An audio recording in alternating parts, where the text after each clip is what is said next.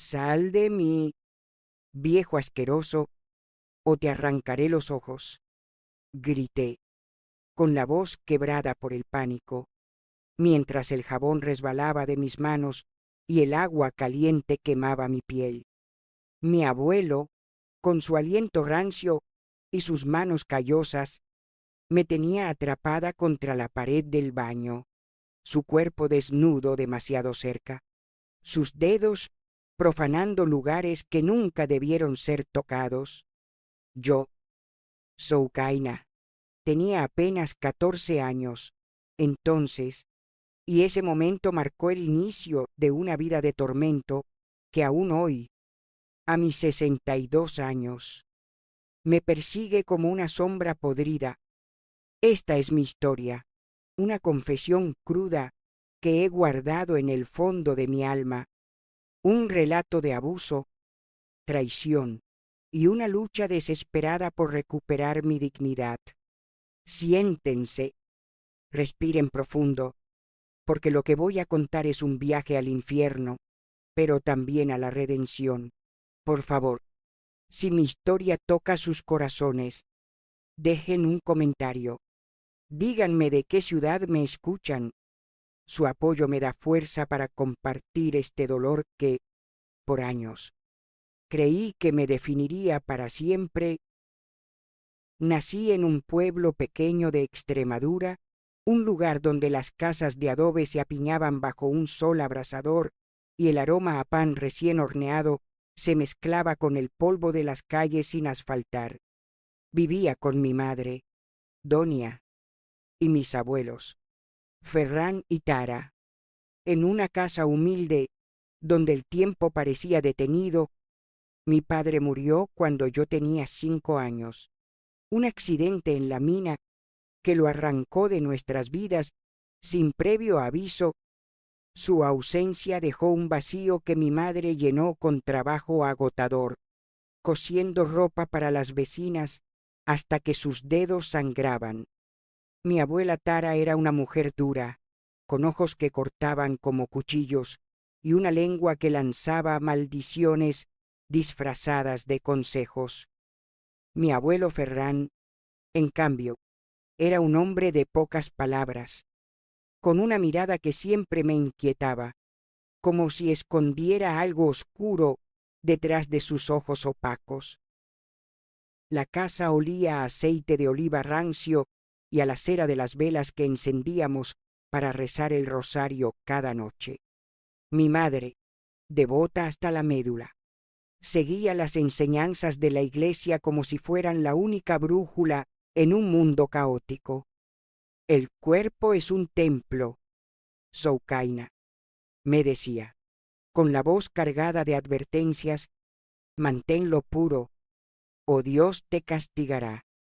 Pero esas palabras, que deberían haberme protegido, se convirtieron en cadenas cuando mi abuelo cruzó la línea que nadie debería cruzar. Aquel día en el baño, mientras el vapor llenaba el aire, Ferran irrumpió sin avisar. Yo estaba desnuda, vulnerable, con el agua corriendo por mi cuerpo adolescente. Tranquila, pequeña, solo voy a ayudarte, dijo, con una voz que era puro veneno disfrazado de dulzura. Antes de que pudiera reaccionar, sus manos estaban sobre mí, frotando jabón en mi piel, deslizándose hacia mi entrepierna, con una intención que me heló la sangre. Grité. Un gemido surgió de lo más profundo de mí, pero él no se detuvo. Sus dedos, ásperos y despiadados, se aferraron a mi cuerpo, violando mi inocencia, mientras su otra mano tocaba mi ano y mis partes íntimas. Para, supliqué, pero mi voz quedó ahogada por el rugido del agua. De repente, la voz de mi madre resonó al otro lado de la puerta. ¿Qué pasa? Soukaina, ¿estás bien? Antes de que pudiera responder, Ferran dio un paso al frente, con una calma gélida. No es nada. Doña, solo se puso jabón en un apuro. Ahora la estoy ayudando. Su mentira fue tan descarada que me dejó sin aliento. Cuando mi madre abrió la puerta, con el rostro lleno de preocupación, intenté decirle la verdad. Mamá, él me tocó, balbuceé, con lágrimas corriendo por mi rostro. Pero Ferran me interrumpió, su voz como un látigo. ¿Mientes? ¿Cómo te atreves a inventar semejante historia? Mi abuela Tara, que había escuchado desde la sala, entró como un huracán. Sus ojos brillaban de furia, pero no hacia Ferran, sino hacia mí. Desagradecida, ¿cómo osas acusar a tu abuelo, que te da techo y comida? Su mano voló hacia mi rostro, y el golpe me hizo tambalear. Mi madre, atrapada entre la confusión y el miedo, intentó defenderme, pero Tara fue implacable. Fuera de mi casa, las dos. No quiero pecadoras bajo mi tejado. Mi madre cayó de rodillas, suplicando, con las manos apretadas como si rezara: por favor, mamá, no nos eches. Socaína es solo una niña, no sabe lo que dice. El llanto de mi madre, roto y desesperado, era un sonido que nunca olvidaría. Tara cedió, pero con una condición: si vuelves a hablar contra tu abuelo, no habrá perdón.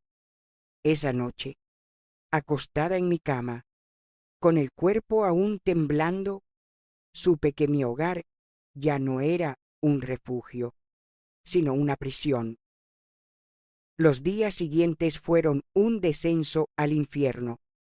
Ferran, lejos de detenerse, parecía envalentonado por la impunidad. Cada vez que mi madre salía a trabajar, él encontraba excusas para acercarse. Ven a ayudarme con la leña, Soukaina, decía, con esa sonrisa torcida que me revolvía el estómago. En el cobertizo, sus manos volvían a profanarme, explorando mi cuerpo con una avidez que me hacía sentir sucia, como si mi piel estuviera cubierta de una mugre que ningún jabón podía limpiar. Intenté resistirme, pero él era más fuerte y sus amenazas eran un cuchillo en mi garganta. Si hablas, tu madre terminará en la calle y tú en un orfanato. Su voz era un veneno que se filtraba en mi alma, apagando cualquier esperanza de escapar. Mi madre, cegada por su fe y su miedo, no veía las señales. Las veces que intenté contarle, sus ojos se llenaban de pánico, pero siempre terminaba diciendo: no hagas enojar a tu abuela. Soukaina, no tenemos a dónde ir. La traición de su silencio era casi tan dolorosa como los abusos de Ferran. Me volví una sombra de mí misma, una niña que sonreía por fuera, pero que por dentro se desmoronaba. En la iglesia, donde antes encontraba consuelo, las palabras del cura sobre la pureza me quemaban como ácido. El cuerpo de una mujer debe ser un templo intocado, predicaba, mientras yo sentía que mi templo había sido profanado, destrozado por las manos de un hombre que debería haberme protegido. La escuela, que alguna vez fue mi escape, se convirtió en otro campo de batalla.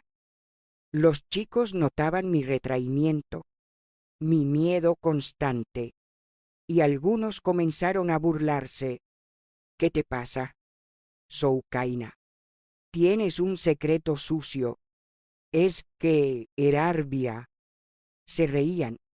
Sin saber cuán cerca estaban de la verdad, me encerré aún más, evitando a todos, temiendo que cualquier contacto destapara la vergüenza que cargaba. Las noches eran lo peor.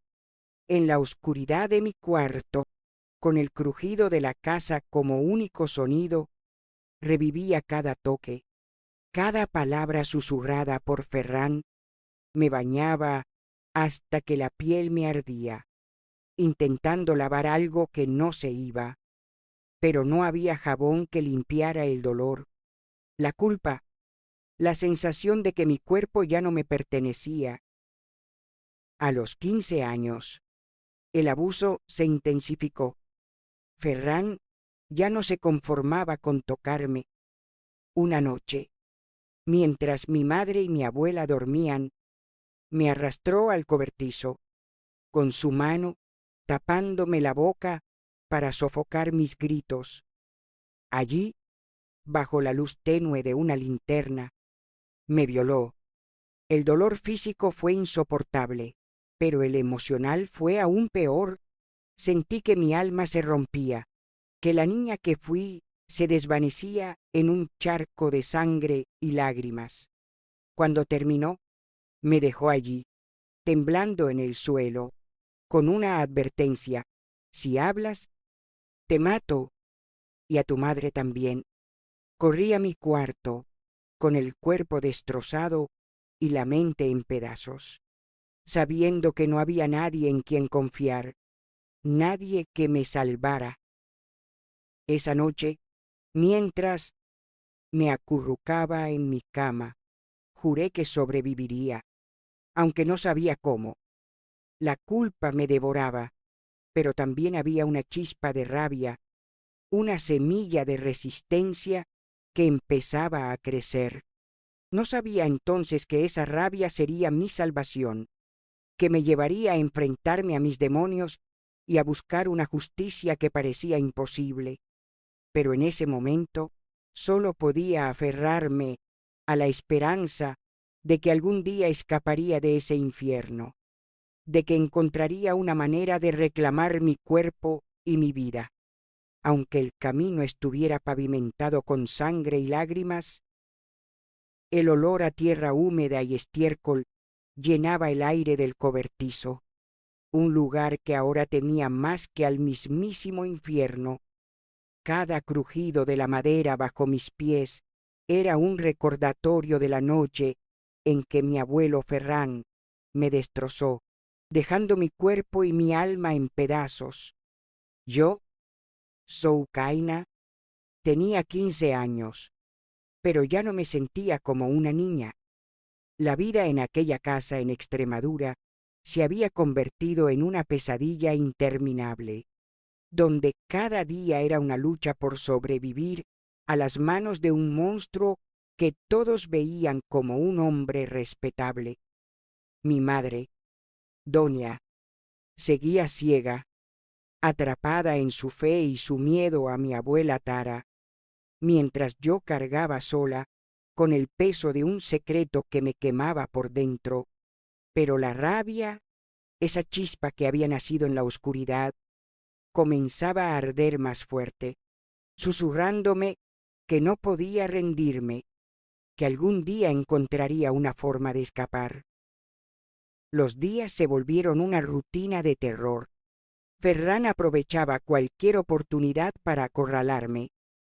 Cuando mi madre salía a coser para las vecinas, o mi abuela estaba ocupada en la cocina, él aparecía como una sombra, con esa sonrisa torcida que me revolvía el estómago. «Eres mía, pequeña», susurraba, mientras sus manos se deslizaban bajo mi ropa, explorando con una crueldad que me hacía querer arrancarme la piel. Intenté resistirme, empujándolo, arañándolo, pero él era más fuerte y sus amenazas eran un cuchillo constante en mi garganta. «Si hablas, destruiré a tu madre. Nadie te creerá, Soukaina. Eres una niña sucia que inventa mentiras». Sus palabras se clavaban en mi mente, haciéndome dudar de mí misma, haciéndome sentir que yo era la culpable de su perversión. La casa, que alguna vez fue un hogar, ahora era una prisión. Cada rincón estaba manchado por sus toques. La cocina, donde me arrinconaba mientras lavaba los platos. El patio, donde me seguía cuando colgaba la ropa. Incluso mi propio cuarto, donde a veces entraba en la madrugada, aprovechando el sueño profundo de mi madre y mi abuela.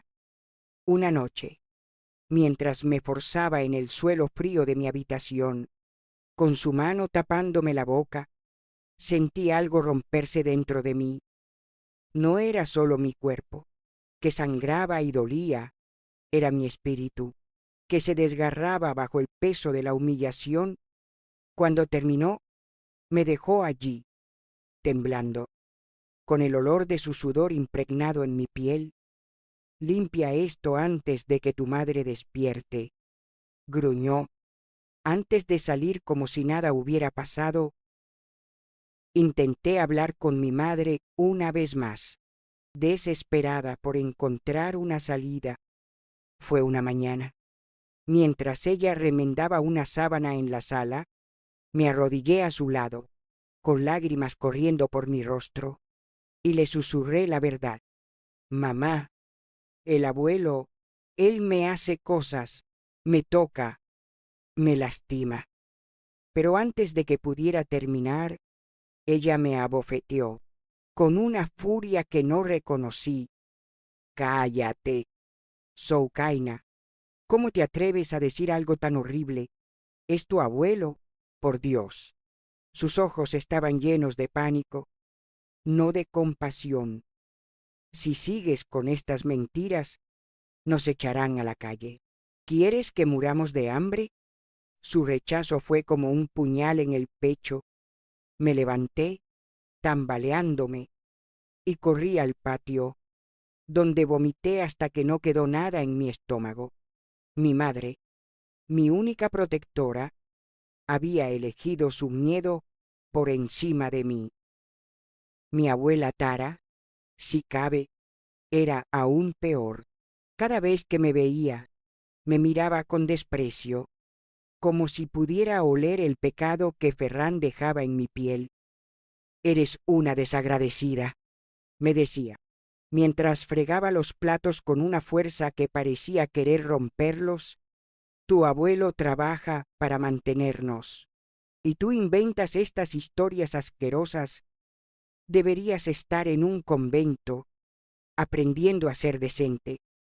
Sus palabras me cortaban, pero también alimentaban mi rabia. No era yo la que estaba sucia, era Ferran, con sus manos inmundas y su alma podrida. Pero en un pueblo donde todos se conocían, donde la iglesia dictaba las reglas y las apariencias lo eran todo, mi verdad no tenía lugar. La escuela se convirtió en un refugio a medias.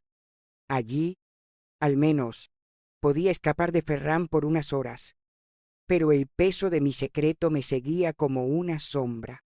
Mis compañeros notaban mi silencio, mi forma de encogerme cuando alguien se acercaba demasiado. Algunos chicos, crueles en su ignorancia, comenzaron a susurrar rumores. Soukaina está rara. Seguro que hace cosas con alguien, decían, riéndose en los pasillos. Una tarde, un chico mayor, Pedro, me acorraló detrás del gimnasio. ¿Qué escondes, Soukaina? ¿Por qué siempre estás tan callada? El Hacén, dijo, acercándose demasiado, con un brillo en los ojos que me recordaba a Ferran. Lo empujé y corrí, con el corazón en la garganta, sintiendo que no había lugar seguro en el mundo. Las noches eran un tormento interminable. Me encerraba en mi cuarto, poniendo una silla contra la puerta, pero sabía que no detendría a Ferran si quería entrar. Dormía con un cuchillo de cocina bajo la almohada. Aunque no estaba segura de si tendría el valor de usarlo, cada ruido en la casa me hacía saltar, esperando ver su silueta en la oscuridad. Mi cuerpo, que debería haber sido mío, se había convertido en un campo de batalla, profanado una y otra vez. Me bañaba hasta que la piel se me ponía roja, intentando lavar la vergüenza, pero no había agua que limpiara el dolor. En la iglesia, los sermones del cura sobre la pureza me hacían sentir como una impostora. El cuerpo de una mujer debe ser un templo intocado, decía, mientras yo sentía que mi templo había sido destruido, reducido a escombros por las manos de un hombre que todos veneraban. A los 16 años, el abuso tomó un giro aún más oscuro. Ferran comenzó a invitar a un amigo suyo, un hombre gordo y sudoroso llamado Esteban, a la casa. Los dos bebían juntos en el patio, riéndose con voces roncas, mientras yo intentaba hacerme invisible. Una noche, Esteban me siguió al cobertizo, donde Ferran me había enviado a buscar leña. «Eres una cosita bonita, ¿verdad, Estorlando?», dijo, con el aliento apestando a vino. Antes de que pudiera escapar, Ferran apareció, pero no para ayudarme. «Adelante, Esteban, prueba lo que te ofrecí», dijo, con una risa que me heló la sangre. Me sujetaron entre los dos, y lo que siguió fue una pesadilla de dolor y humillación. Grité hasta que mi voz se rompió, pero nadie vino. Mi madre estaba trabajando, mi abuela en la iglesia. Estaba sola, atrapada en un infierno del que no podía escapar. Cuando terminó, me dejaron tirada en el suelo, con el cuerpo magullado y la ropa rota. «No digas nada, o será peor», advirtió Ferran, mientras Esteban se reía, abrochándose el cinturón. Me arrastré a mi cuarto, con el cuerpo temblando y la mente en blanco. No había lágrimas, solo una rabia sorda que crecía como un incendio. Sabía que no podía seguir así, que si no encontraba una salida, me consumiría. Esa noche, mientras la casa dormía, tomé el cuchillo de debajo de mi almohada y lo sostuve contra mi muñeca, tentada por la idea de acabar con todo.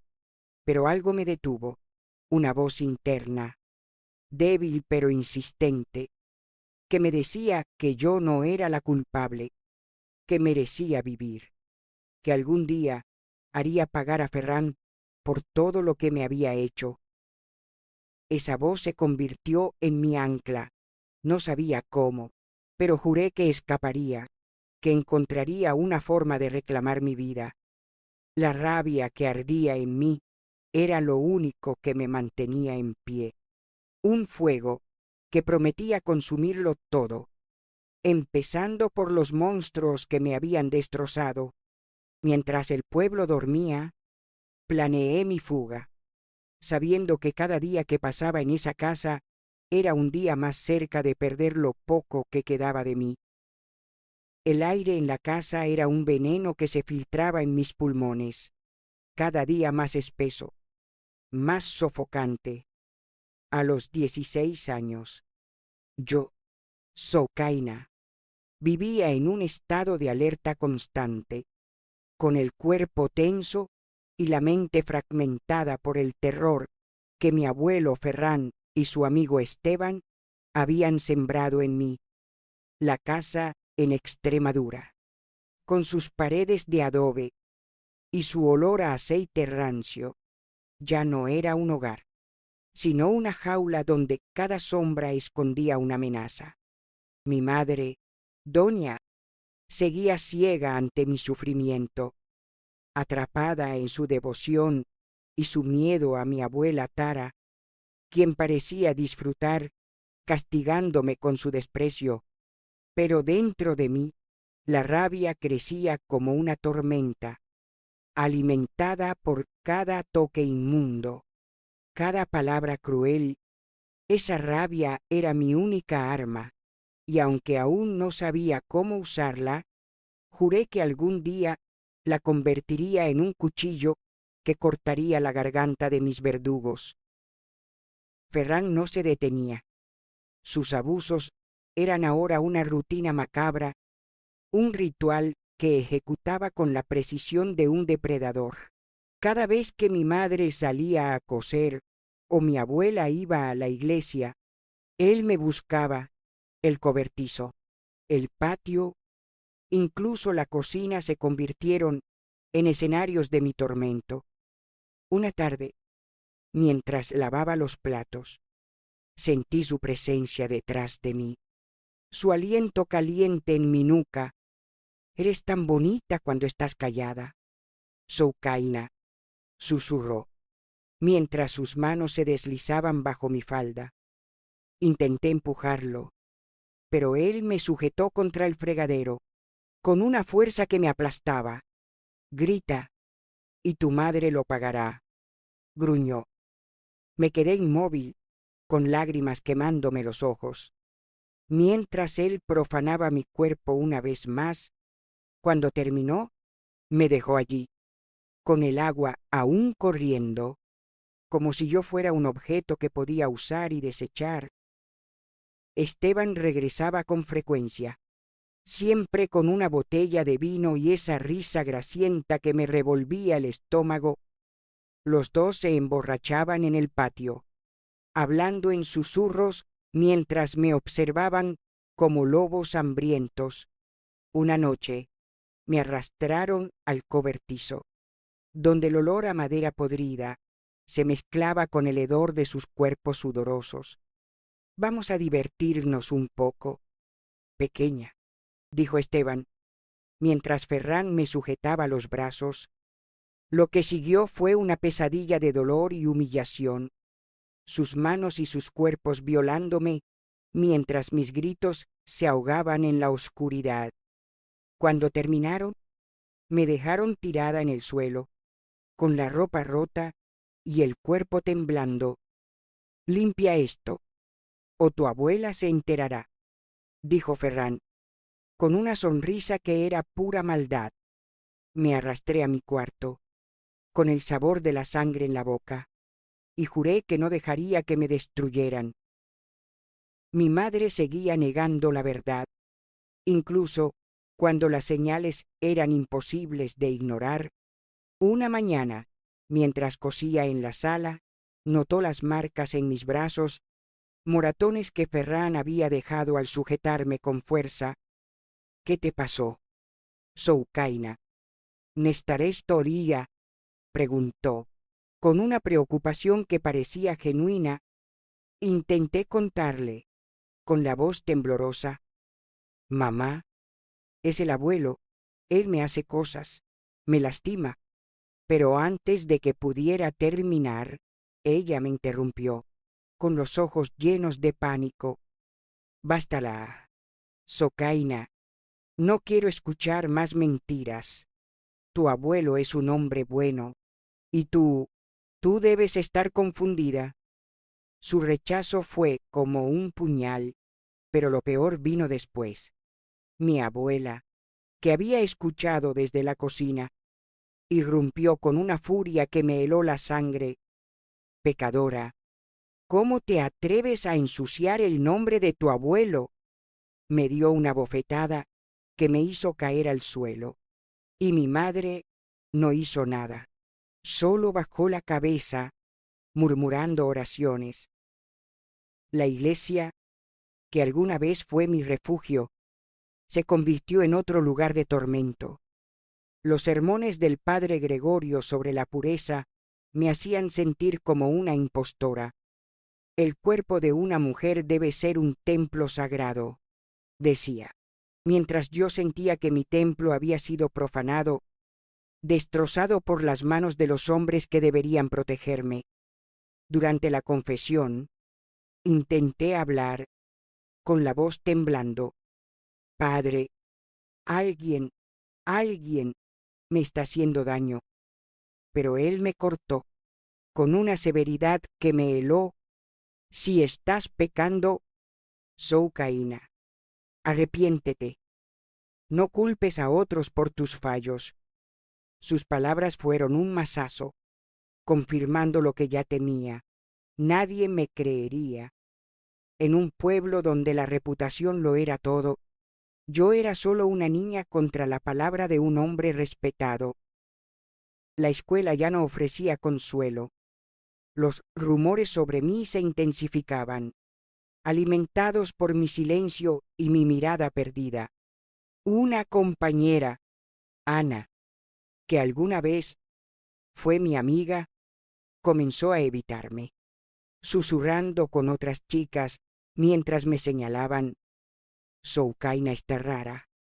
Siempre anda sola, decían, sin saber el infierno que cargaba. Un día, un chico mayor, Miguel, me siguió después de clases. ¿Qué escondes, Soukaina? Todos dicen que eres una cualquiera, dijo, acorralándome contra un muro. Intenté escapar, pero él me sujetó, con una mano en mi muñeca y un brillo cruel en los ojos. Si ya lo haces con alguien, ¿por qué no conmigo? Lo empujé con todas mis fuerzas y corrí, con el corazón en la garganta, sintiendo que el mundo entero estaba contra mí. Las noches eran un suplicio. Me encerraba en mi cuarto, con la silla contra la puerta, pero sabía que no detendría a Ferran si quería entrar. Dormía con el cuchillo bajo la almohada, imaginando cómo lo usaría para defenderme.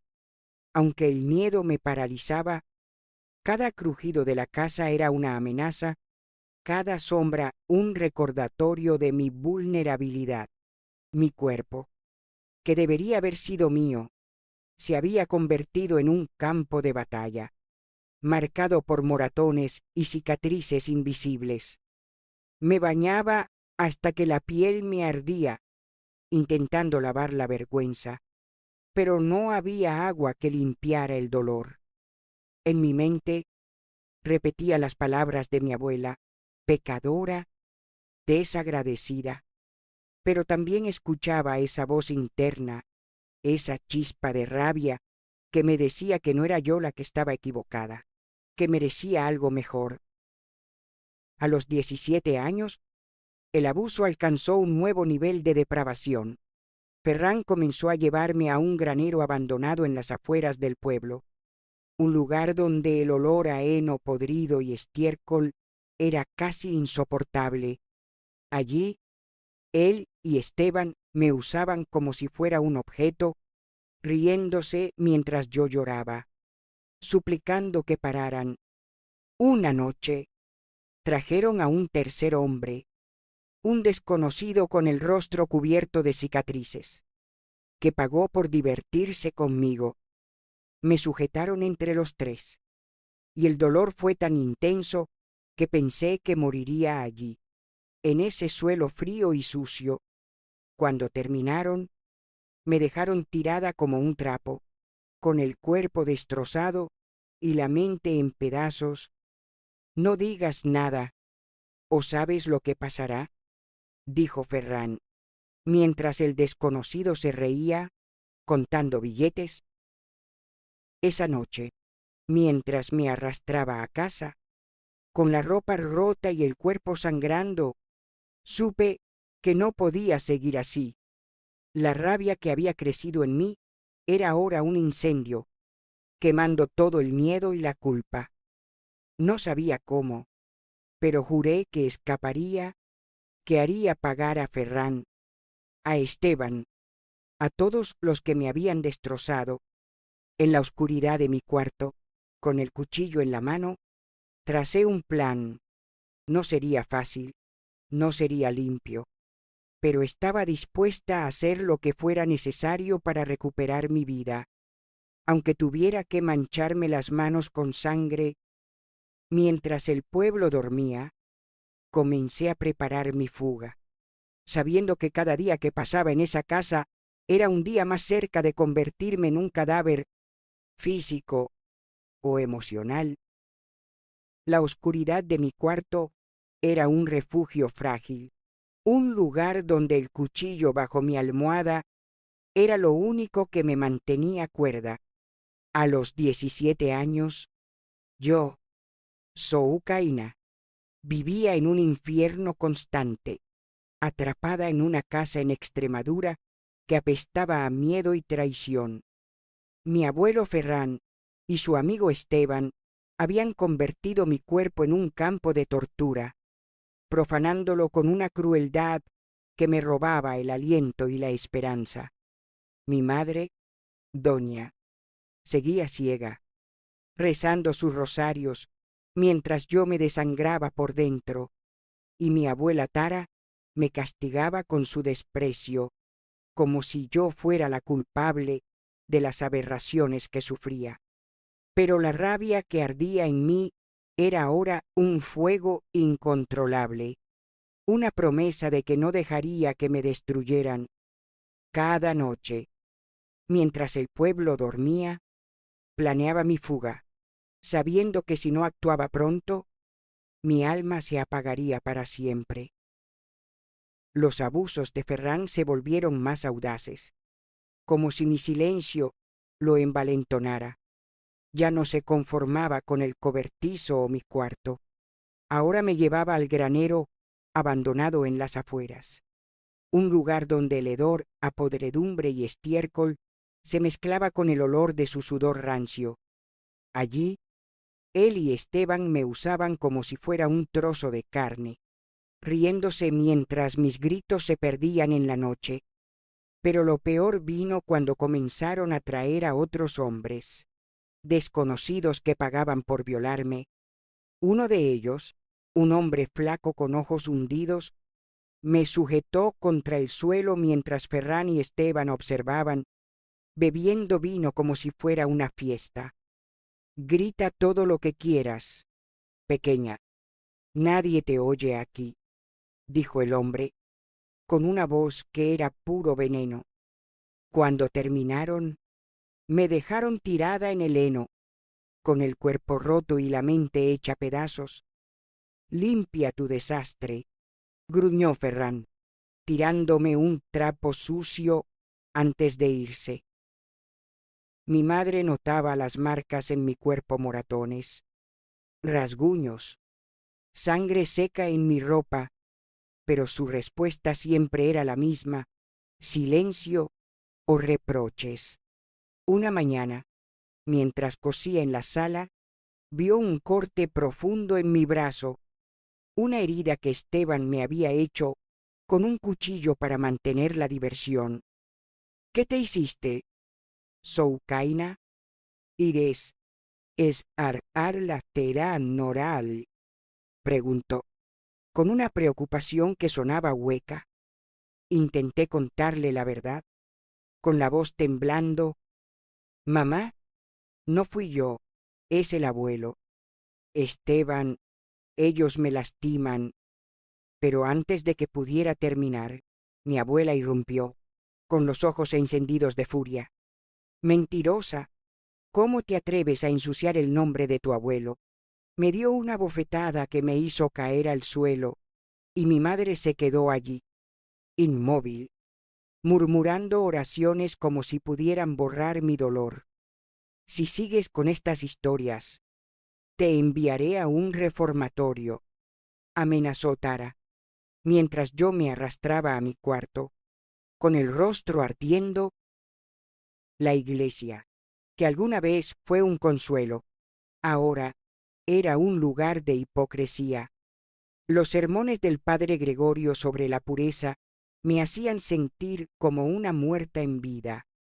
El cuerpo de una mujer debe ser intocado, sagrado, decía, mientras yo sentía que mi cuerpo era un vertedero, profanado por las manos de los hombres que todos respetaban. Intenté confesarme una vez más, con la esperanza de encontrar alivio. Padre, mi abuelo, él me hace cosas horribles, susurré, con lágrimas corriendo por mi rostro, pero el cura me interrumpió, con una voz fría como el hielo. arrepiéntete de tus pecados. Soukaina, no acuses a los justos para justificar tu impureza. Sus palabras fueron un mazazo, confirmando que no había salvación para mí, ni en la iglesia, ni en mi familia. La escuela era un campo minado. Los rumores sobre mí se habían extendido como veneno, alimentados por mi silencio y mi mirada perdida. Una chica, María, que alguna vez fue amable conmigo, ahora me evitaba, susurrando con sus amigas mientras me señalaban. Soukaina es una cualquiera, todo el mundo lo sabe, decían, riéndose en los pasillos. Un día, un grupo de chicos me acorraló en el patio trasero de la escuela. Si ya lo haces con viejos, ¿por qué no con nosotros? Está Lusa, dijo uno de ellos, un tal Juan. Mientras los demás se reían, intenté correr, pero me sujetaron, arrancándome la blusa mientras sus manos me tocaban. Grité hasta que un profesor apareció, pero en lugar de ayudarme, me miró con desprecio. Vístete, Soukaina, y no causes problemas. La humillación era un peso que me aplastaba, pero también alimentaba mi rabia. Las noches eran un tormento sin fin. Dormía con el cuchillo bajo la almohada, imaginando cómo lo hundiría en el pecho de Ferran, de Esteban, de todos los hombres que me habían destrozado, pero el miedo me paralizaba. ¿Y si fallaba? ¿Y si me mataban? Mi cuerpo, que debería haber sido mío, era ahora un campo de batalla, marcado por cicatrices y moratones que nadie veía. Me bañaba hasta que la piel se me ponía en carne viva, intentando lavar la suciedad que sentía dentro, pero no había jabón que limpiara la vergüenza. En mi mente, las palabras de mi abuela resonaban como un eco, pecadora, desagradecida, pero también escuchaba esa voz interna, esa chispa de resistencia que me decía que no era yo la culpable, que merecía una vida libre de este infierno. A los 18 años, el abuso alcanzó un punto de no retorno. Ferran y Esteban comenzaron a venderme a más hombres, convirtiendo el granero en un burdel improvisado. Cada noche era una pesadilla de cuerpos sudorosos y risas crueles, de manos que me arrancaban la ropa y la dignidad. Una noche, un hombre gordo con aliento a ajo me sujetó contra el suelo, mientras Ferran observaba, contando billetes. «Esta es buena, te dará lo que quieras», dijo, con una risa que era puro veneno. Cuando el hombre terminó, me dejó tirada en el heno, con el cuerpo sangrando y la mente en blanco, pero algo cambió esa noche. Mientras me arrastraba a casa, con la ropa rota y el alma destrozada, la rabia que había crecido en mí explotó. No podía seguir viviendo así. No podía dejar que me mataran lentamente. Decidí que tenía que escapar, aunque no sabía cómo. Empecé a guardar el poco dinero que encontraba en la casa, monedas que mi madre dejaba en un tarro, billetes olvidados en los bolsillos de Ferran. También robé un cuchillo más grande de la cocina, uno con el filo suficiente para cortar carne. Cada noche, mientras planeaba mi fuga, imaginaba hundirlo en el pecho de Ferran, viendo la vida escapar de sus ojos. Pero sabía que matarlo no sería suficiente. Necesitaba salir del pueblo, lejos de su alcance, lejos de la hipocresía que me asfixiaba. Una tarde, mientras mi madre y mi abuela estaban en la iglesia, registré el cuarto de Ferran y encontré una caja con dinero y una carta vieja, escrita por mi padre antes de morir. «Cuida de Soukaina. Doña, Es lo único puro que tenemos, decía. Lloré al leerlo, sintiendo que mi padre, desde algún lugar, me daba fuerza. Con ese dinero y el cuchillo en mi bolso, planeé mi escape. Sabía que no podía confiar en nadie, ni en mi madre, ni en la iglesia, ni en el pueblo. La rabia que ardía en mí era mi única guía, una promesa de que sobreviviría, de que haría pagar a todos los que me habían destrozado. Mientras el sol se ponía sobre Extremadura, con el cielo teñido de rojo como la sangre que soñaba derramar, supe que mi vida estaba a punto de cambiar. No sabía cómo, pero juré que no dejaría que me apagaran, que encontraría una forma de reclamar mi cuerpo y mi alma, aunque tuviera que atravesar un mar de sangre para lograrlo. El peso de mi vientre comenzó a notarse como un secreto que mi cuerpo ya no podía ocultar. A los 18 años, yo, Soukaina, descubrí que estaba embarazada. Un descubrimiento que me golpeó como un martillo en el pecho. No sabía quién era el padre.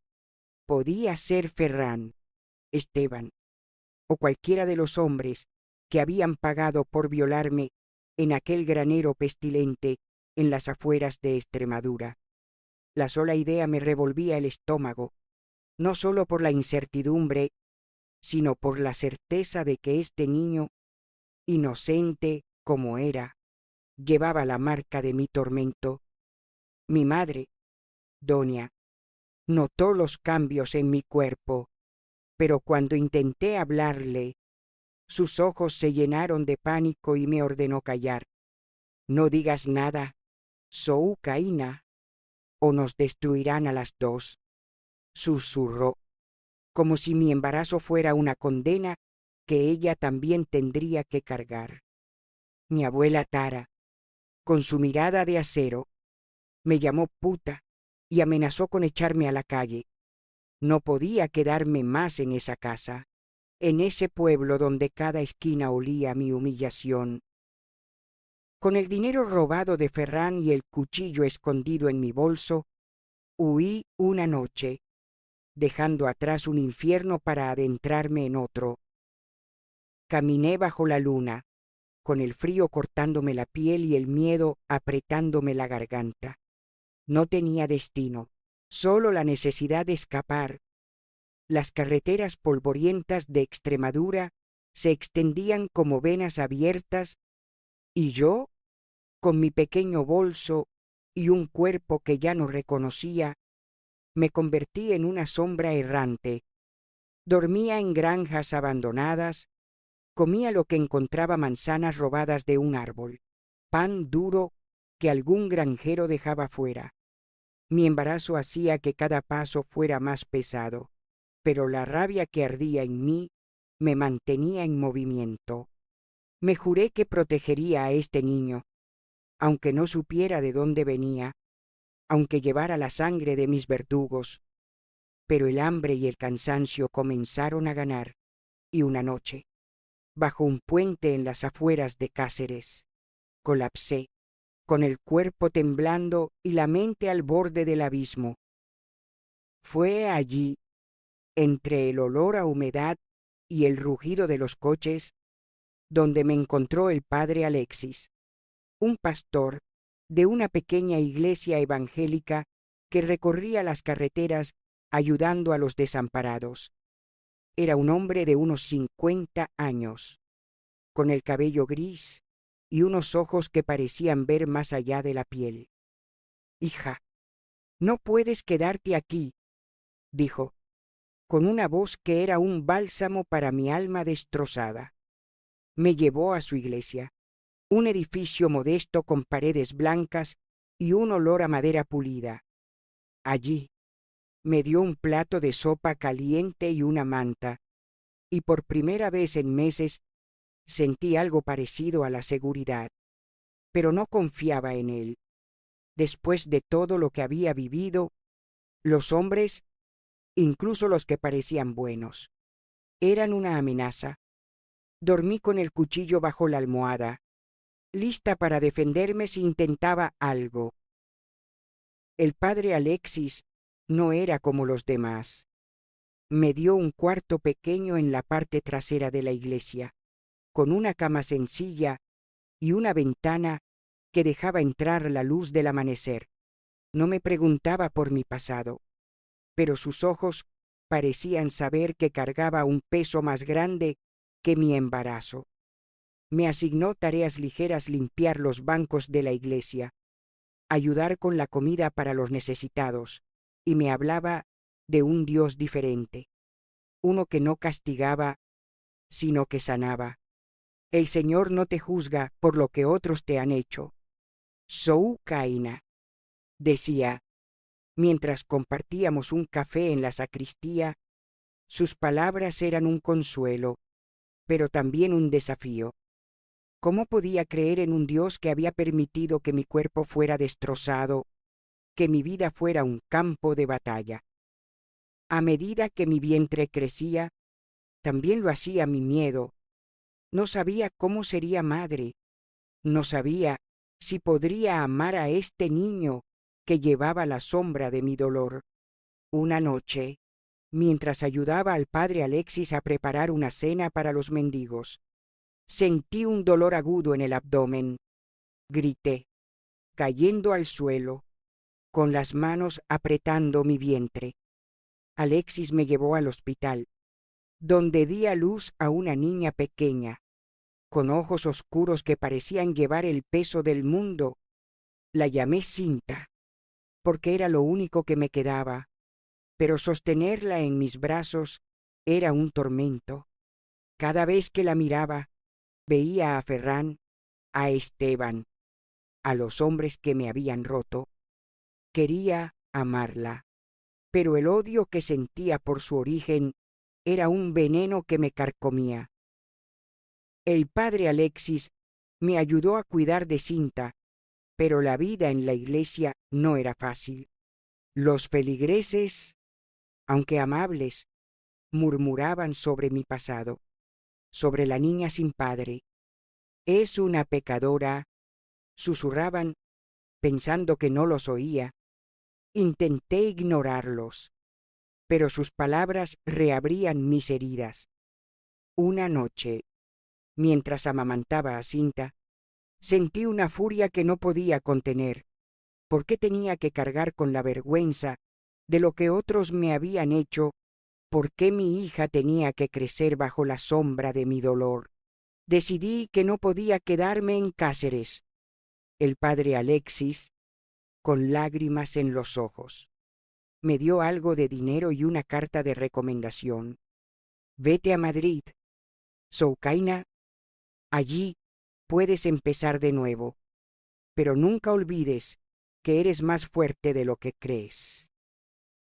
Llegué a Madrid con Cinta en brazos, un bolso lleno de ropa vieja y un corazón lleno de cicatrices. La ciudad era un caos de luces y ruido, un mundo que me aterrorizaba y fascinaba a la vez. Encontré trabajo en una lavandería, fregando sábanas hasta que mis manos sangraban. Vivía en un cuarto alquilado en Lavapiés, un lugar que olía a humedad y donde las cucarachas corrían por las paredes. Criar a Cinta era una lucha diaria. No tenía dinero para pañales, y muchas noches ella lloraba de hambre mientras yo intentaba calmarla con agua azucarada. Pero cada vez que la miraba, veía una chispa de vida que me recordaba por qué seguía adelante. Ella no tenía la culpa de mi pasado, y juré que la protegería, aunque tuviera que enfrentarme al mundo entero.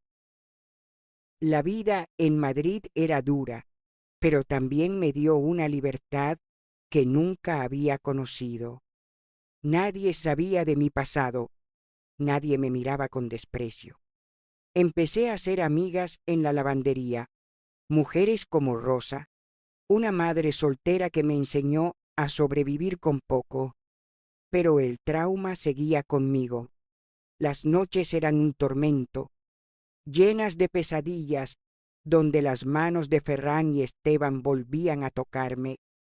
Me despertaba gritando, con el cuerpo empapado en sudor, y corría a revisar que Cinta estuviera bien. El miedo a que alguien la lastimara, como me habían lastimado a mí, era una sombra constante, pero también había una rabia que crecía, una promesa de que algún día haría pagar a los que me habían destrozado. Una tarde, mientras lavaba ropa, Rosa me habló de una mujer llamada Elena, una especie de consejera que ayudaba a mujeres como nosotras a sanar sus heridas.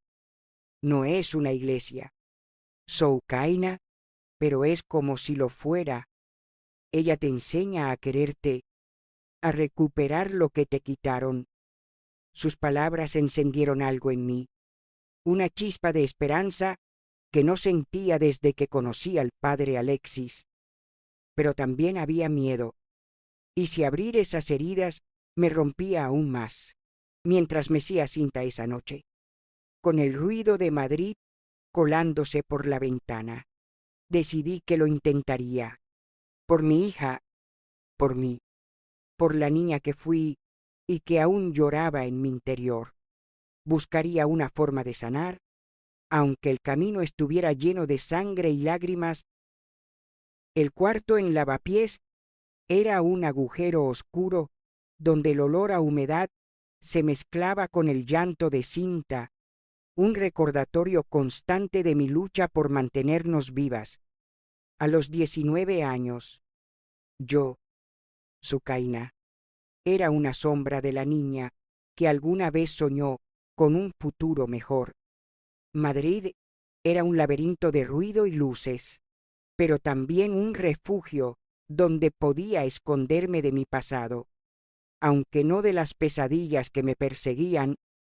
Cada noche, los rostros de Ferran, Esteban y los hombres sin nombre que me habían violado en aquel granero de Extremadura volvían a mí, sus manos profanando mi cuerpo mientras yo gritaba en silencio, pero mi hija, con sus ojos oscuros y su risa frágil, era la chispa que me mantenía en pie. Por ella, seguía fregando sábanas en la lavandería hasta que mis manos sangraban, soportando el cansancio y el hambre. Sin embargo, la conversación con Rosa sobre Elena, la mujer que ayudaba a sanar heridas, seguía resonando en mi cabeza como un faro en la tormenta. Una tarde, mientras doblaba ropa en la lavandería, tomé una decisión. Le pedí a Rosa que me diera la dirección de Elena. No te arrepentirás, Soukaina, me dijo, con una sonrisa que parecía esconder un secreto compartido. Dejé a Cinta con una vecina, una anciana amable que cuidaba niños por unas monedas, y caminé hacia el barrio de Malasaña, donde vivía Elena. Su casa era un oasis en medio del caos de Madrid, una fachada pintada de blanco, con flores violetas trepando por las ventanas, y un aroma a lavanda que se colaba desde el jardín. Cuando toqué la puerta, mis manos temblaban, no solo por el frío, sino por el miedo a lo que encontraría al otro lado. Elena abrió la puerta. Una mujer de unos 50 años, con el cabello gris recogido en un moño suelto y unos ojos que parecían ver a través de mi alma. Entra, Soukaina, dijo, con una voz suave que era como un abrazo. Rosa me habló de ti.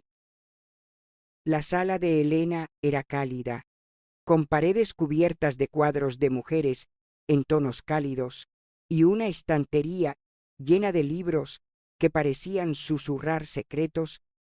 Me ofreció un té de manzanilla y mientras lo bebía sentí que el nudo en mi pecho comenzaba a aflojarse.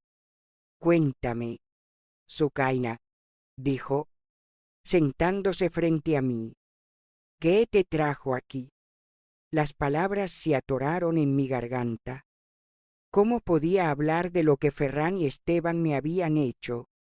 ¿Cómo podía explicar el dolor de un embarazo sin padre, la vergüenza que me quemaba cada vez que miraba a mi hija? Pero los ojos de Elena eran un refugio, y poco a poco la verdad salió como un torrente. Le conté sobre el baño, el granero, las noches de terror, la traición de mi madre, el desprecio de mi abuela. Lloré hasta que no quedaron lágrimas, y ella escuchó, sin juzgarme, sin apartar la mirada. No eres lo que te hicieron, Soukaina, dijo. Cuando terminé, eres una sobreviviente, y ese fuego que sientes, esa rabia, es tu fuerza. Pero para sanar, necesitas enfrentarte a tu dolor, no huir de él. Me dio un cuaderno pequeño y me pidió que escribiera lo que sentía, aunque fueran palabras rotas, aunque fueran gritos en el papel. Y cuando estés lista, hablaremos de tu cuerpo, de cómo reclamarlo como tuyo. Sus palabras eran un desafío, pero también una promesa. Salí de su casa con el cuaderno en la mano, sintiendo que algo dentro de mí comenzaba a moverse, como si una parte enterrada de mi alma intentara respirar de nuevo. Pero la vida no me daba tregua. En la lavandería, el dueño, un hombre gordo con aliento a tabaco llamado Luis, comenzó a mirarme de una manera que me erizaba la piel. «Eres una cosita bonita, Socaina», decía, acercándose demasiado mientras yo fregaba sábanas. Una tarde me acorraló en el cuarto trasero, con sus manos intentando deslizarse bajo mi blusa. «No seas tímida. Todos saben que tienes una hija sin padre», gruñó. La rabia que había crecido en mí explotó. Agarré un balde de metal y lo golpeé en la cabeza, dejándolo aturdido en el suelo. «No me toques, maldito!» «Y Esterartes», grité, corriendo hacia la calle con el corazón en la garganta. Perdí el trabajo, pero no me importó. No dejaría que otro hombre me tocara sin mi consentimiento, nunca más. Sin empleo. El dinero se agotó rápido. Las noches eran un tormento, con Cinta llorando de hambre y yo buscando sobras en los mercados. Una vez, robé un pedazo de pan de un puesto, con el estómago rugiendo y la culpa quemándome, pero cada vez que miraba a mi hija, sabía que haría cualquier cosa por ella. Encontré trabajo como limpiadora en un bar de mala muerte, un lugar donde el olor a cerveza rancia y el humo de cigarrillos impregnaban el aire. Los clientes, borrachos y groseros, me manoseaban mientras servía mesas, y aunque me defendía con insultos y empujones, cada toque era un eco de mi pasado, una herida que se reabría, pero no podía rendirme. Por Cinta. Soportaba todo, aunque mi cuerpo temblara de asco y mi mente se llenara de pesadillas. Las visitas a Elena se convirtieron en mi salvación. Cada semana me sentaba en su sala, escribiendo en el cuaderno, dejando salir el veneno que llevaba adentro. Ella me enseñó a respirar, a escuchar mi cuerpo, a reconocer el dolor sin dejar que me definiera. Tu cuerpo no es el enemigo, Soukaina, decía. Es tu hogar y puedes aprender a amarlo. Una tarde me dio un espejo pequeño y me pidió que me mirara no solo mi rostro, sino todo mi cuerpo. «Mírate como si fuera la primera vez», dijo. Esa noche, en mi cuarto, con Cinta dormida, hice lo que me pidió. Me desnudé frente al espejo, algo que nunca había hecho sin sentir vergüenza. Mis cicatrices, los moratones que aún quedaban, contaban una historia de violencia, pero también de supervivencia.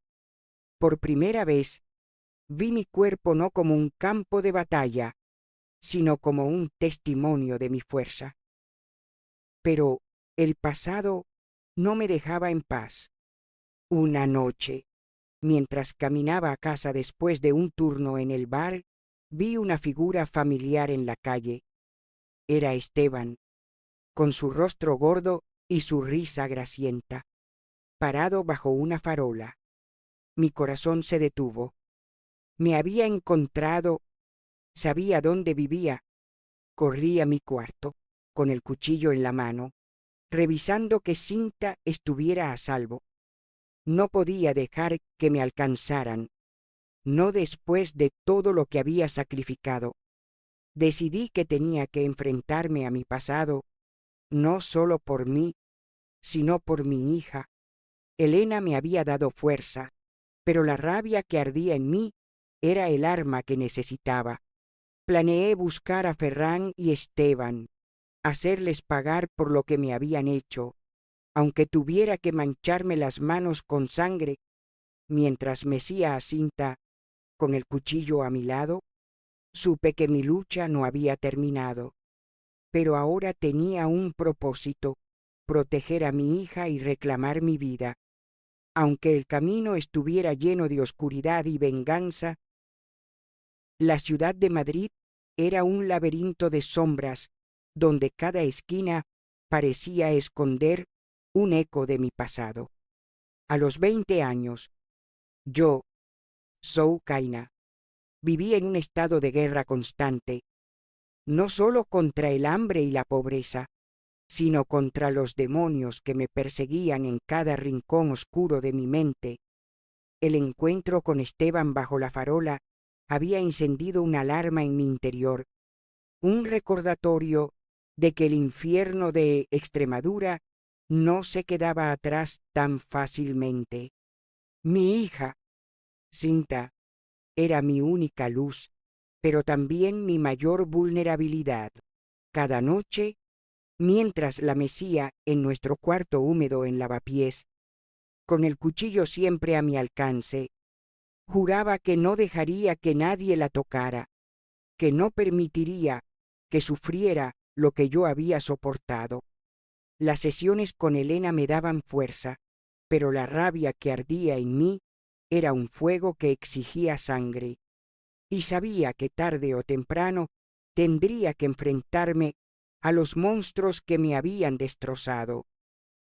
El trabajo en el bar era un suplicio. Los clientes, con sus manos sucias y sus risas ebrias, me trataban como un objeto, manoseándome mientras servía cervezas. «Ven aquí, pequeña, no seas tímida», decían, con el aliento apestando a alcohol. Cada toque era un eco de Ferran y Esteban, un recordatorio de mi cuerpo profanado. Una noche, un hombre borracho me acorraló en el callejón trasero del bar, intentando arrancarme la ropa. «Sé que te gusta, zorra», gruñó, mientras sus manos se clavaban en mi piel. La rabia explotó en mí como una tormenta. Saqué el cuchillo de mi bolso y lo presioné contra su garganta. «Tócame otra vez y te corto el cuello». Sí sé. Él retrocedió, pálido, y corrí a casa, temblando, con el corazón latiendo como un tambor. Ese incidente me costó el trabajo, pero no me importó. No volvería a ser una víctima. Sin empleo, la desesperación se apoderó de mí. El dinero que había ahorrado se esfumaba, y las noches en que Cinta lloraba de hambre eran un puñal en mi alma. Robaba comida de los mercados, escondiendo pan y frutas bajo mi chaqueta, con la culpa quemándome, pero la necesidad empujándome. Una tarde, mientras vagaba por las calles buscando trabajo, vi un cartel en una tienda de ropa: se busca costurera.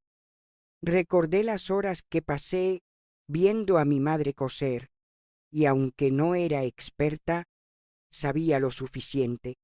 Entré, con cinta en brazos, y hablé con la dueña, una mujer mayor llamada Carmen, que me miró con compasión. «Pareces agotada. Niña, ¿estás segura de que puedes con esto?». Asentí, mintiendo sobre mi experiencia, y conseguí el trabajo. Coser era agotador, pero al menos era un lugar donde nadie me tocaba, donde podía respirar sin sentir manos sucias sobre mi piel. Las sesiones con Elena se convirtieron en mi ancla. Cada semana me sentaba en su sala, con el cuaderno lleno de palabras rotas, y ella me guiaba a través del dolor. «Tu cuerpo no es el enemigo, Soukaina», decía, mientras me enseñaba a respirar, a sentir sin miedo. Una tarde me dio un libro pequeño sobre la sexualidad femenina, con dibujos que me hicieron sonrojar. «Esto no es pecado, es vida», dijo. «Tu cuerpo fue creado para sentir, no solo para sufrir». Esa noche, en mi cuarto, leí el libro a escondidas, con Cinta dormida a mi lado. Las palabras sobre placer y autoconocimiento eran un idioma nuevo, uno que me asustaba pero también me intrigaba. Intenté uno de los ejercicios que Elena me había enseñado, tocándome con cuidado, explorando mi cuerpo como si fuera un territorio desconocido.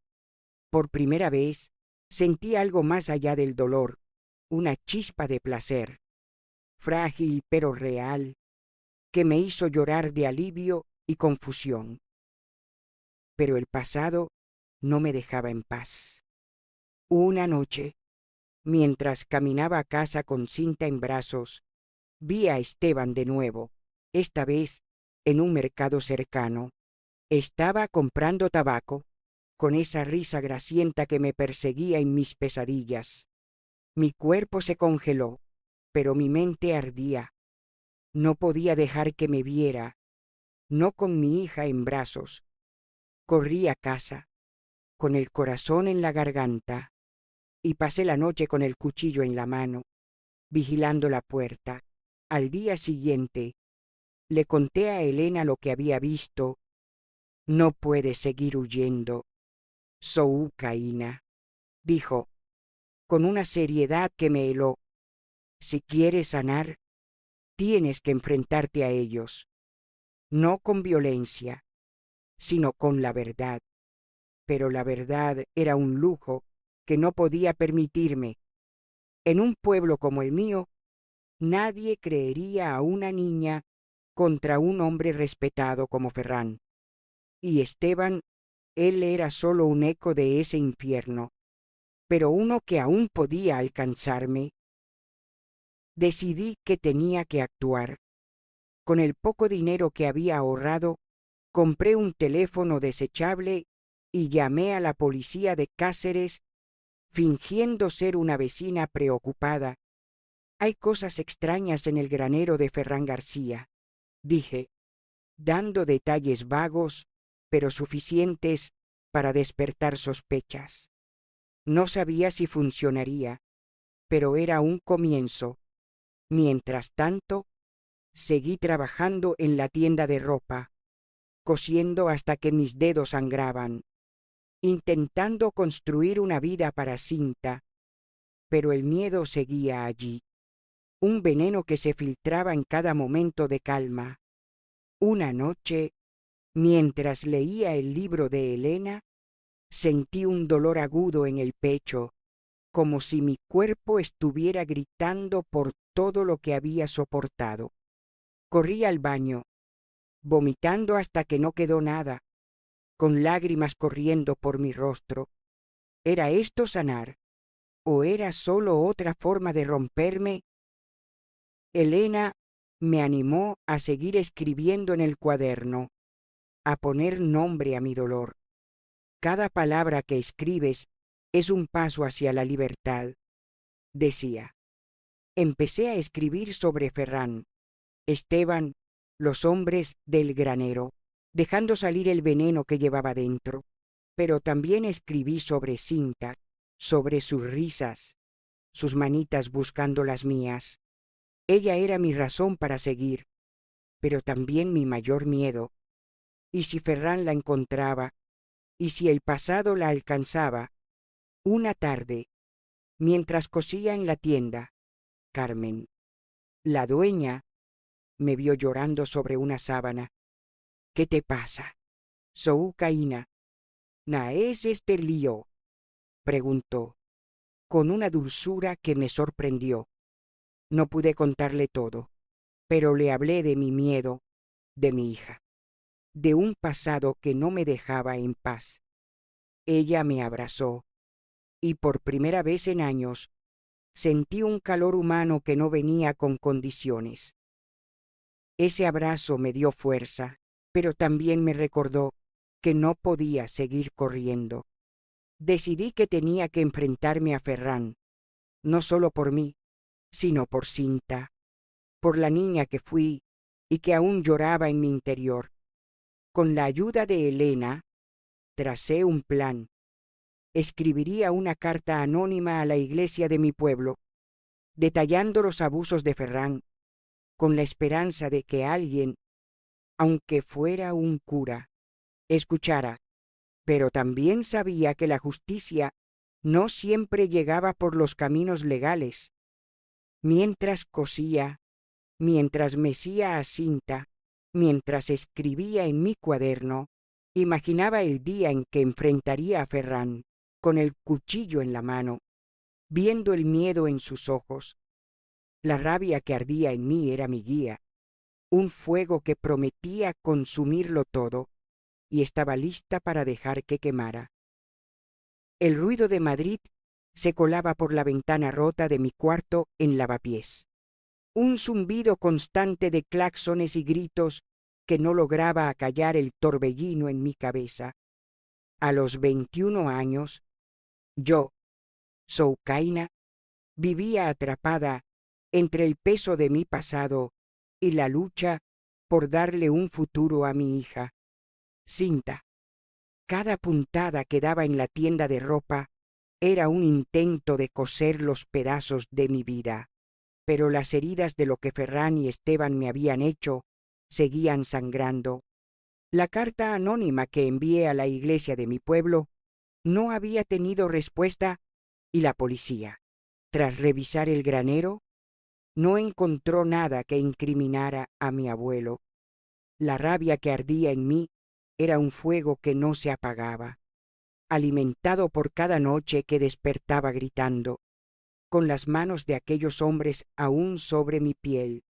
Pero las sesiones con Elena, mi guía en este caos, me estaban enseñando a canalizar esa rabia, a transformarla en algo más que odio, en un arma para reclamar mi vida. El trabajo en la tienda de Carmen era mi refugio, un lugar donde las agujas y los hilos me daban una sensación de control, pero incluso allí el pasado me alcanzaba. Una tarde, mientras cortaba un trozo de tela, vi a Esteban entrar en una taberna al otro lado de la calle. Su silueta gorda y su risa grasienta eran inconfundibles, y mi cuerpo se congeló. Con el cuchillo de costura temblando en mi mano, Carmen notó mi reacción y me llevó al cuarto trasero. Soucaina, ¿qué te pasa? ¿Ewate iretos? Preguntó, con una preocupación que me rompió. No pude contarle todo, pero le hablé de un hombre de mi pasado, alguien que me había lastimado. Ella no insistió, solo me abrazó, y ese gesto fue como un ancla en medio de la tormenta. Pero sabía que no podía seguir escondiéndome. Esteban estaba en Madrid, y si él estaba aquí, Ferran no podía estar lejos. Esa noche, en mi cuarto, mientras Cinta dormía, escribí en el cuaderno que Elena me había dado.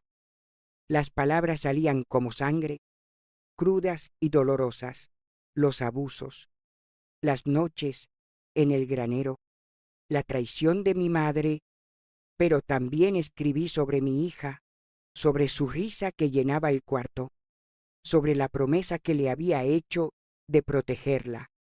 Elena me había enseñado que mi cuerpo no era solo un campo de batalla, sino también un hogar que podía reclamar. En una de nuestras sesiones me dio un ejercicio nuevo, tocarme, no con miedo, sino con curiosidad, como si estuviera descubriendo mi cuerpo por primera vez. No es pecado, Soukaina, es tuyo, dijo. Esa noche, con las manos temblando, lo intenté. Fue torpe, extraño, pero por primera vez sentí algo más allá del dolor, una chispa de placer que me hizo llorar, no de vergüenza, sino de alivio. Era como si mi cuerpo, después de tanto sufrimiento, comenzara a hablarme de nuevo. Pero la paz era frágil. Una noche, mientras regresaba del trabajo, sentí pasos detrás de mí. Me giré, con el cuchillo en el bolso, pero no vi a nadie. El miedo se convirtió en una sombra constante, y cada vez que veía a un hombre con el físico de Esteban o Ferran, mi corazón se aceleraba. Decidí que no podía esperar a que me encontraran. Con la ayuda de Elena, contacté a una organización que apoyaba a mujeres víctimas de abuso. Me pusieron en contacto con una abogada, Laura, una mujer de unos 40 años, con una mirada afilada y una voz que no temblaba. Escuchó mi historia en silencio, tomando notas, y cuando terminé, me miró a los ojos. Soukaina, lo que te hicieron es un crimen. Podemos denunciarlos, pero será difícil sin pruebas. Le hablé de la carta anónima, del granero, de los hombres que pagaban por violarme. Buscaremos testigos, cualquier cosa que los conecte, dijo, pero yo sabía que la justicia legal era lenta y mi rabia exigía algo más inmediato. Una tarde, mientras cosía en la tienda, recibí una llamada de un número desconocido.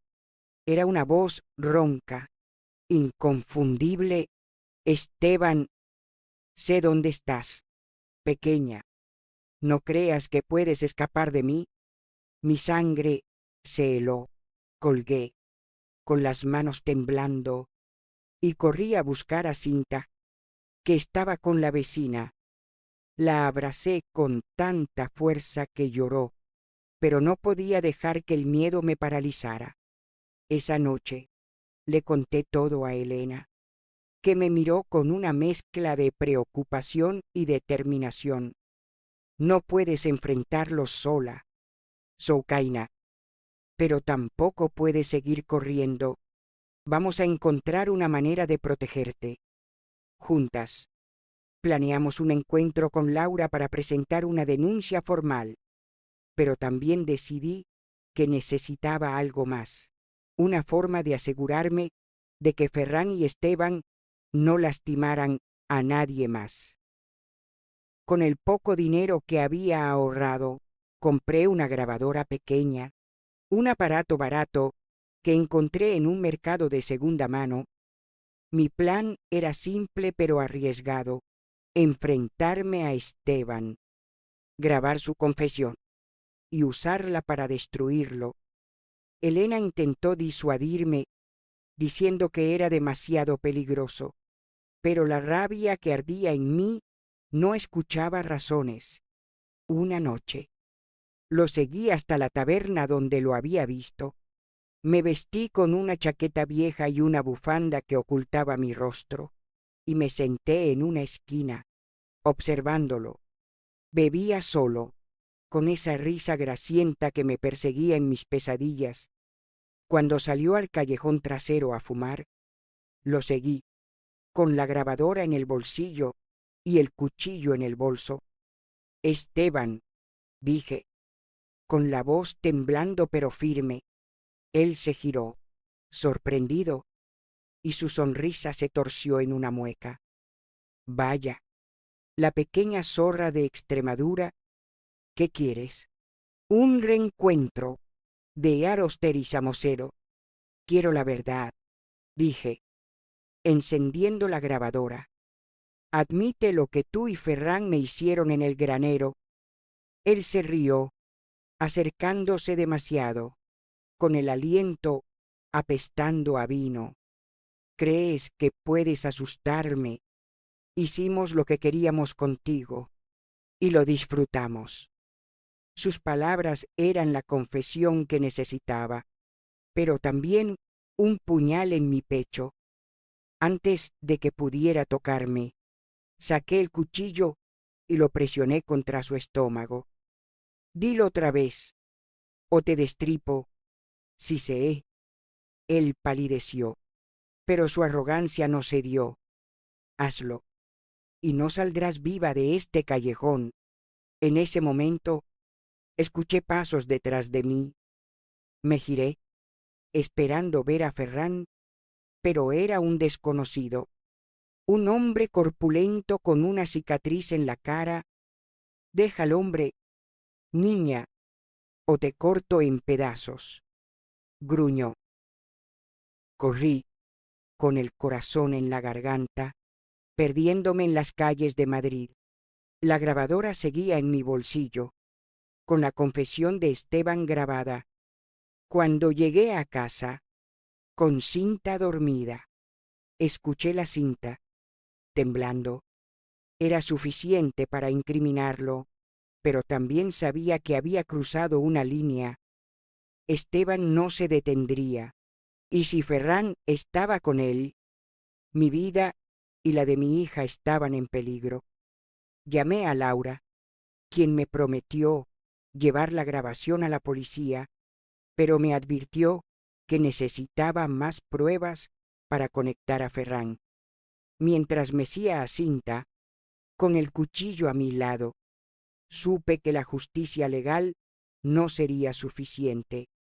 La rabia que ardía en mí exigía sangre, y estaba dispuesta a derramarla para proteger a mi hija y reclamar mi vida, aunque el precio fuera mi propia alma.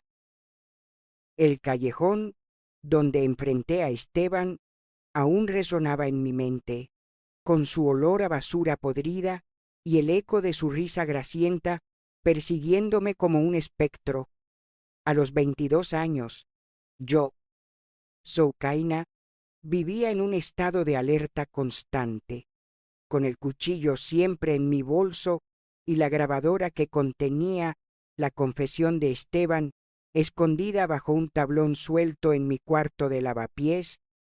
Mi hija, Cinta, era mi ancla, pero también mi mayor miedo. Temía que los monstruos de mi pasado la alcanzaran.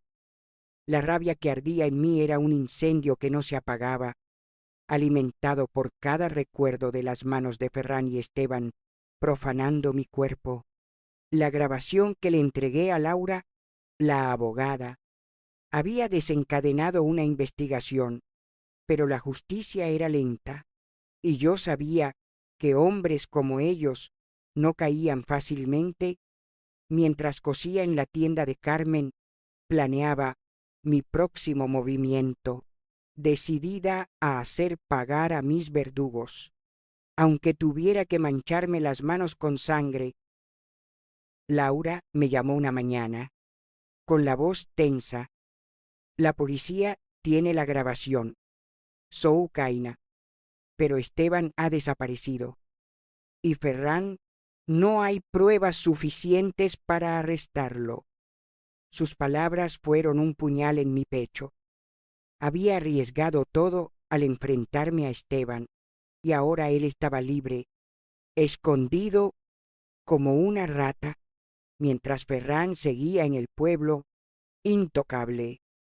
Necesitamos más. Soucaína.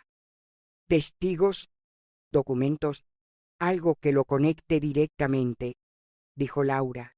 Pero yo sabía que en un pueblo como el mío, nadie hablaría contra Ferran.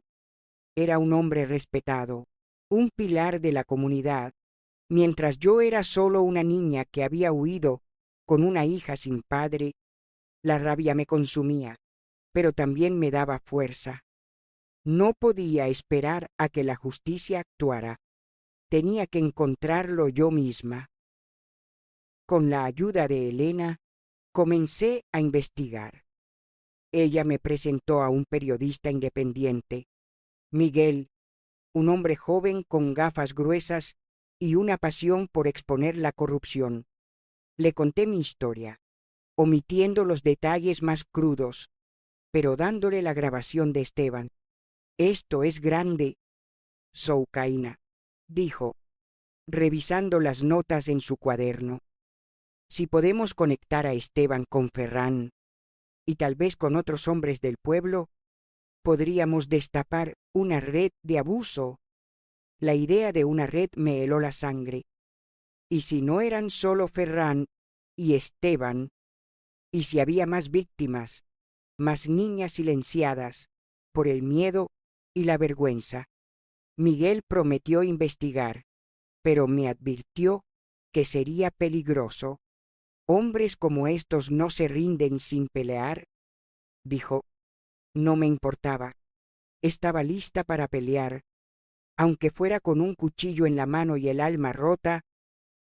Una noche, mientras cosía en la tienda, recibí un mensaje anónimo en el teléfono desechable que había comprado. Sé quién eres. Pequeña, deja de husmear o tu hija pagará. Mi corazón se detuvo. Corrí a casa, con el cuchillo apretado en el bolso, y encontré a Cinta dormida, a salvo con la vecina, pero el miedo me consumía. Alguien sabía dónde vivía. Alguien me vigilaba. Le conté a Elena, que insistió en que me mudara a un lugar más seguro. No puedes seguir así, Soucaína. Estás poniendo a Cinta en peligro. Pero mudarme significaba renunciar al poco dinero que ganaba, y no podía permitírmelo. En cambio, reforcé la seguridad de mi cuarto, poniendo un cerrojo nuevo en la puerta y durmiendo con el cuchillo bajo la almohada. Miguel me llamó una semana después con noticias.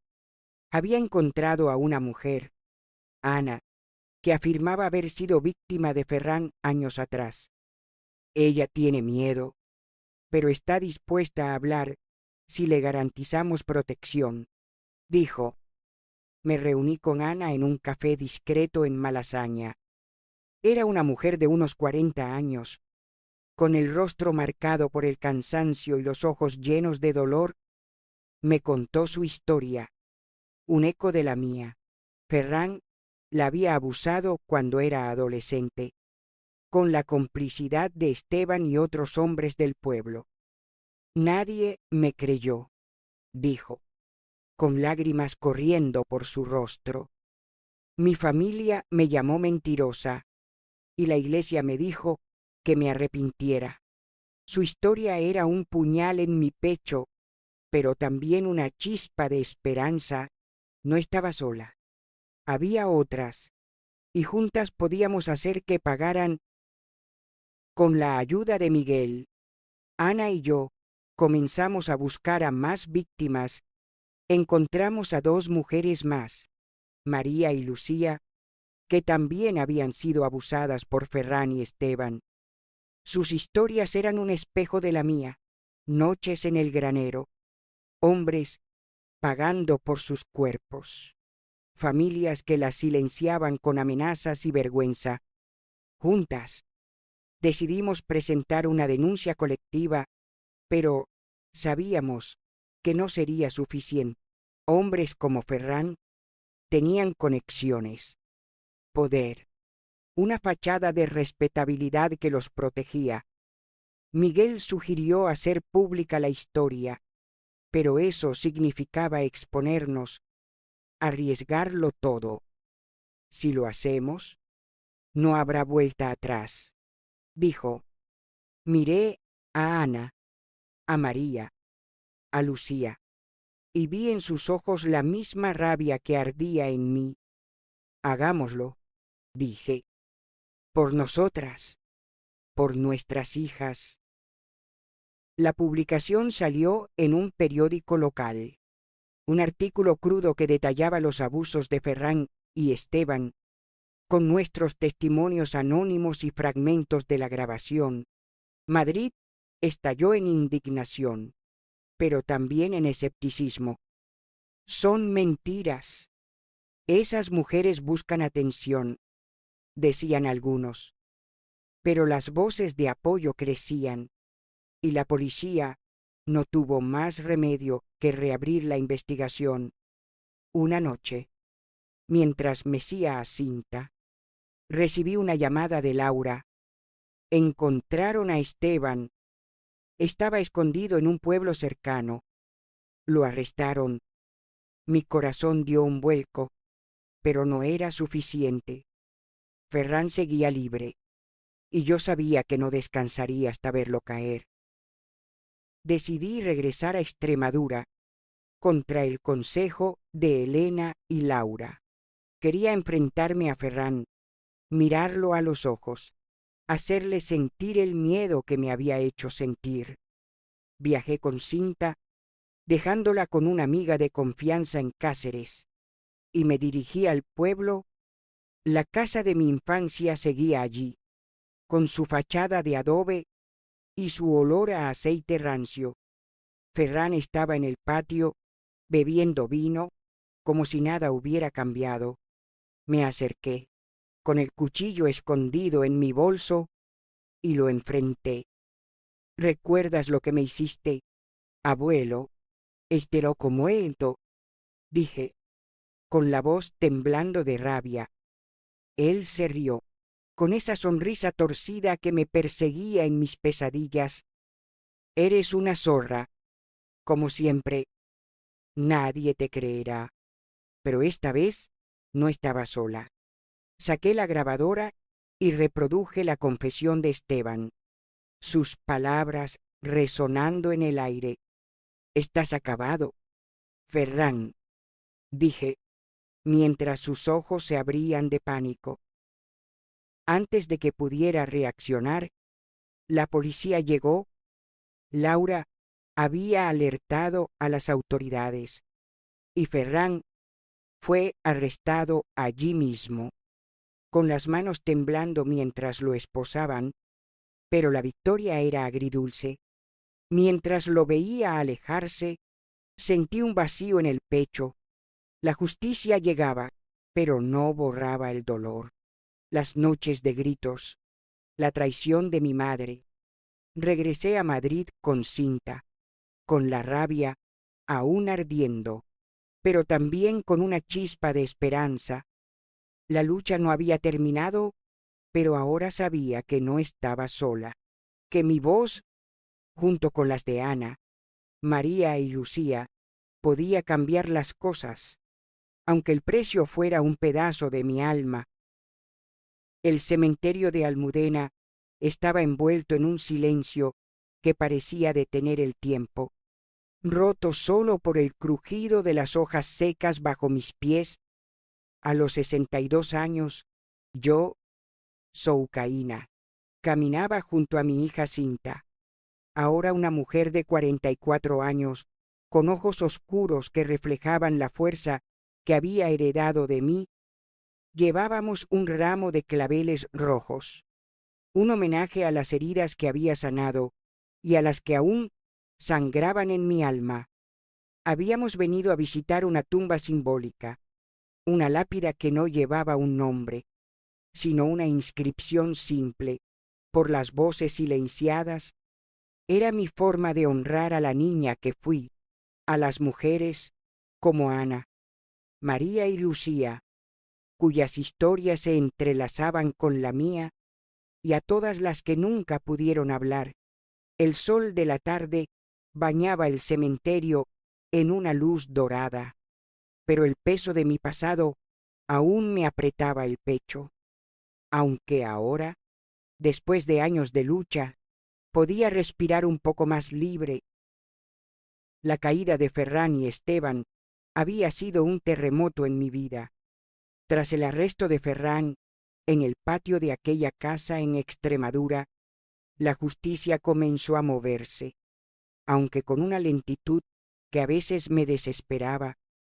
Esteban, atrapado en un pueblo cercano, confesó todo bajo presión: los abusos en el granero, los hombres que pagaban por violarme, la red de depravación que él y Ferran habían tejido durante años.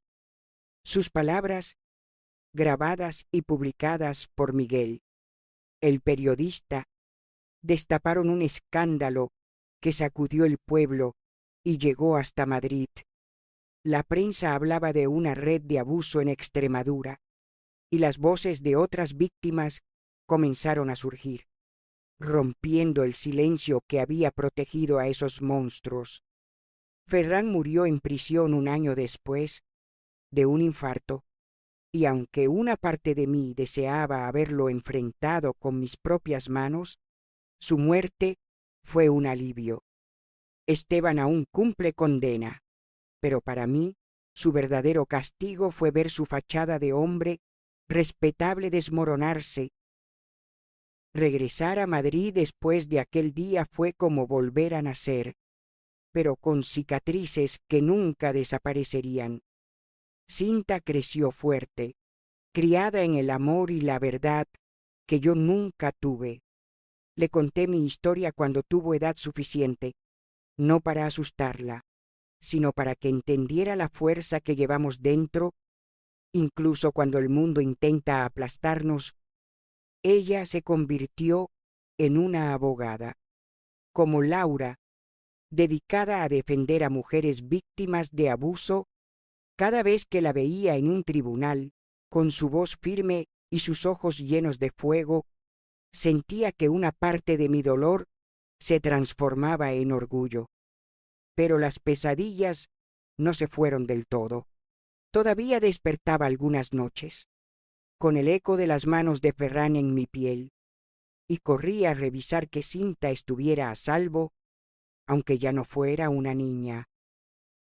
Elena, mi guía en aquellos años oscuros, se convirtió en una amiga para toda la vida. Sus sesiones me enseñaron a reclamar mi cuerpo, a verlo no como un campo de batalla, sino como un hogar que podía amar. Con el tiempo, me convertí en una especie de consejera como ella, ayudando a mujeres que cargaban heridas como las mías. Ana, María y Lucía se unieron a mí, formando un grupo de apoyo donde compartíamos nuestras historias, nuestras lágrimas y, poco a poco, nuestras risas. No era fácil.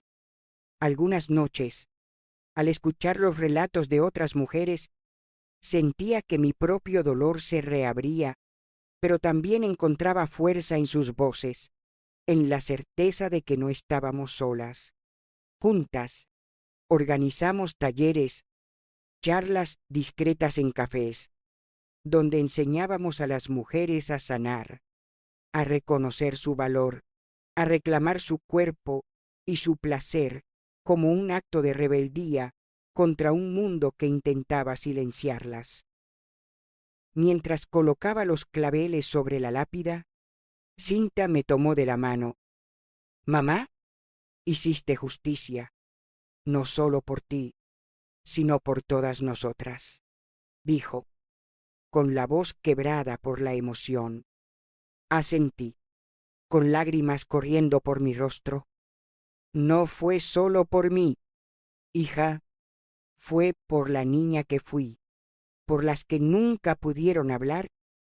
Recordé las noches en que sostuve el cuchillo, imaginando la sangre de Ferran y Esteban, y cómo, al final, elegí un camino diferente, la verdad, la justicia, la sanación.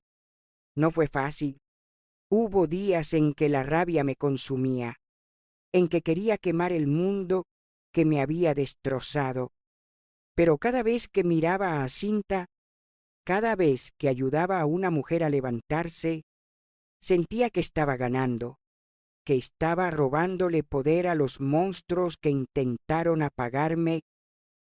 El cementerio estaba silencioso, pero no era un silencio opresivo, sino uno que hablaba de paz, de lucha ganada. Me arrodillé frente a la lápida, tocando la piedra fría con dedos temblorosos. Lo logré, susurré, como si la niña que fui pudiera oírme. No me rendí. Cinta se arrodilló a mi lado, y juntas dejamos que las lágrimas cayeran, no de dolor, sino de liberación.